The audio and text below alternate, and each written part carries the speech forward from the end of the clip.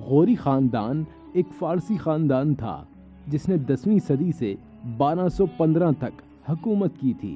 غالباً مشرقی ایرانی تاجک نژاد غوریوں کا مرکز موجودہ افغانستان کا شہر غور میں تھا، جہاں انہوں نے ابتدائی طور پر مقامی سرداروں کے طور پر آغاز کیا۔ انہوں نے 1011 میں بدھ مت سے اسلام قبول کیا۔ بسم اللہ الرحمن الرحیم۔ السلام علیکم، میں ہوں ساجد ہاشمی اور آپ دیکھ رہے ہیں RJ Sajid Hashmi YouTube channel. خاندان نے بالآخر غزنوی سلطنت کا تختہ الٹ دیا جب غور کے سلطان محمد نے 1118 میں لاہور کی آخری غزنوید سلطنت کو فتح کیا۔ معز الدین محمد پیدائش کے موقع پہ شہاب الدین نام رکھا گیا، جسے محمد آف غور کے نام سے بھی جانا جاتا ہے۔ غوری سلطنت کے سلطان تھے۔ انہیں برِ صغیر پاک و ہند میں مسلم حکمرانی کی بنیاد ڈالنے کا سہرا جاتا ہے، جو کئی صدیوں تک قائم رہی۔ آپ نے جدید دور کے افغانستان، بنگلہ دیش، ایران، شمالی ہندوستان، پاکستان، تاجکستان اور ترکمانستان کے کچھ حصوں پر پھیلے ہوئے علاقے پر حکومت کی۔ معز الدین نے 1173 میں محمود آف غزنی کے ہاتھوں اپنے جد امجد محمد بن سوری کی موت کا بدلہ لینے کے لیے غزنی شہر پر قبضہ کیا اور اسے شمالی ہندوستان میں توسیع کے لیے لانچنگ پیڈ کے طور پر استعمال کیا۔ 1175 میں معز الدین نے حامد لودھی خاندان سے ملتان پر قبضہ کیا اور 1175 میں اوچ کو بھی لے لیا۔ اس نے 1186 میں لاہور کی غزنوی سلطنت کو بھی اپنے ساتھ ملا لیا، جو اپنے فارسی حریفوں کی آخری پناہ گاہ تھی۔ شمالی ہندوستان کے کلب پر حملہ کرنا چاہا، جو اس وقت راجپوتوں کے زیر اثر تھا۔ 1191 عیسوی میں اسے ترائن کی پہلی جنگ میں پرتھوی راج چوہان کی قیادت میں متحدہ راجپوت کنفیڈریسی سے شکست ہوئی۔ تاہم 1192 عیسوی میں شہاب الدین تیر اندازوں کی فوج کے ساتھ واپس آیا اور اسی میدان پر پرتھوی راج کے ماتحت راجپوتوں کو شکست دی، جس سے شمالی ہندوستان کے بیشتر حصے پر قبضہ کرنے کا راستہ کھل گیا۔ یہ جنگ شمالی ہندوستان میں ہندو طاقتوں کی بڑی پیمانے پر تباہی کا باعث بھی بنی اور مسلمانوں کی موجودگی کو مضبوطی سے قائم کیا۔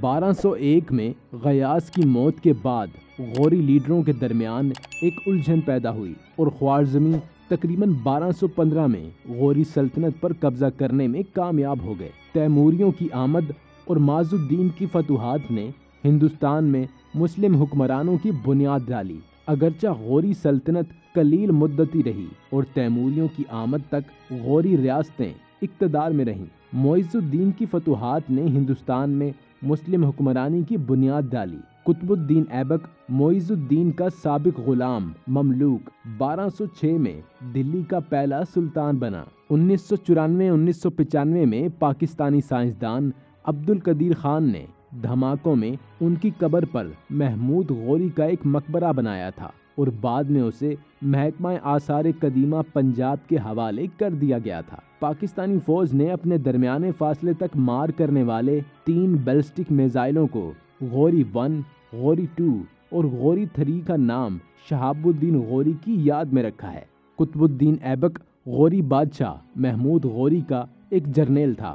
وہ شمالی ہندوستان میں غوری علاقوں کا انچارج تھا۔ محمود غوری کی موت کے بعد وہ ایک آزاد مملکت کا حکمران بن گیا، جو مملوک خاندان کے زیر انتظام دلی سلطنت میں تبدیل ہوئی۔ ترکستان کے رہنے والے ایبک کو بچپن میں غلامی میں بیچ دیا گیا تھا۔ اسے فارس کے نیشا پور میں ایک قاضی نے خریدا تھا، جہاں اس نے تیر اندازی اور گھڑ سواری کے علاوہ دیگر ہنر بھی سیکھے تھے۔ اس کے بعد اسے غزنی میں محمود غوری کے پاس دوبارہ فروخت کر دیا گیا، جہاں وہ شاہی استبل کے افسر کے عہدے پر فائز ہوا۔ خوارزمیہ خورید جنگوں کے دوران اسے سلطان شاہ کے اسکاؤٹس نے پکڑ لیا تھا۔ غورید کی فتح کے بعد اسے رہا کر دیا گیا اور محمود غوری کی طرف سے اسے بہت زیادہ پسند کیا گیا۔ 1192 میں ترائن کی دوسری جنگ میں غوری فتح کے بعد محمود غوری نے ایبک کو اپنے ہندوستانی علاقوں کا انچارج بنایا۔ ایبک نے کئی مقامات کو فتح اور چھاپے مار کر شمالی ہندوستان میں غوری طاقت کو بڑھایا۔ جب 1206 میں محمد غوری کا انتقال ہوا تو ایبک نے شمال مغربی ہندوستان میں غوری علاقوں کے کنٹرول کے لیے ایک اور سابق غلام جنرل تاج الدین یلدز کے ساتھ جنگ کی۔ اس مہم کے دوران اس نے غزنی تک پیش قدمی کی، حالانکہ بعد میں اس نے پسپائی اختیار کی اور لاہور میں اپنا دارالحکومت قائم کیا۔ اس نے برائے نام طور پر محمود غوری کے جانشین غیاث الدین محمود کی حاکمیت کو تسلیم کیا، جس نے اسے سرکاری طور پر ہندوستان کا حکمران تسلیم کیا۔ ایبک کی جانشینی ارم شاہ نے کی اور پھر اس کے داماد التمش نے، جس نے ہندوستان کے غوری علاقوں کو طاقتور دلی سلطنت میں تبدیل کر دیا۔ ایبک کو دلی میں قطب مینار اور اجمیر میں ادھائی دن کا جھونپڑا بنانے کے لیے جانا جاتا ہے۔ دلی میں قطب مینار کی تعمیر ایبک کے دور میں شروع ہوئی۔ ایبک بھی ادب کا سرپرست تھا۔ فخری مدبر، جس نے جنگ کے آداب اور ادب الحرب لکھا، اس نے اپنی نسبت کی کتاب ایبک کو وقف کی۔ حسن نظامی کی تصنیف تاج الماسیر، جو التمش کے دور میں مکمل ہوئی، غالباً ایبک کے دور میں شروع ہوئی تھی۔ ہندوستان کے حکمرانوں کے طور پر تسلیم کیے جانے کے بعد ایبک نے کئی علاقوں کو فتح کرنے کے بجائے پہلے سے اپنے زیر کنٹرول علاقوں میں اپنی حکمرانی کو مستحکم کرنے پر توجہ دی۔ 1210 میں وہ پولو کھیلتے ہوئے گھوڑے سے گر گیا اور اس کی فوری موت ہو گئی۔ تمام معاصر تاریخ نگار ایبک کی تعریف ایک وفادار، سخی، بہادر اور انصاف پسند آدمی کے طور پر کرتے ہیں۔ منہاج کے مطابق اس کی سخاوت نے اسے لاکھ بخش کا خطاب دیا، لفظی طور پر لاکھوں دینے والا۔ فخر مدبر کہتے ہیں کہ ایبک کے سپاہی، جن میں ترک، غوری، خراسانی اور خلجی ہندوستانی شامل تھے، انہوں نے کسانوں سے زبردستی کھانے کا ایک لقمہ بھی لینے کی ہمت نہیں کی۔ 16ویں صدی کے مغل تاریخ نگار ابو الفضل نے ایبک کے آقا محمد غوری الدین پر بے گناہوں کا خون بہانے پر تنقید کی ہے، لیکن ایبک کی تعریف کرتے ہوئے کہا کہ اس نے اچھی اور عظیم چیزیں حاصل کیں۔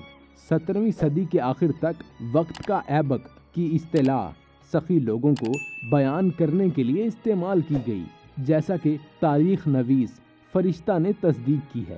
ایبک، جو ایک غیر متوقع طور پر مر گیا، اس نے ظاہری طور پر کوئی وارث مقرر نہیں کیا تھا۔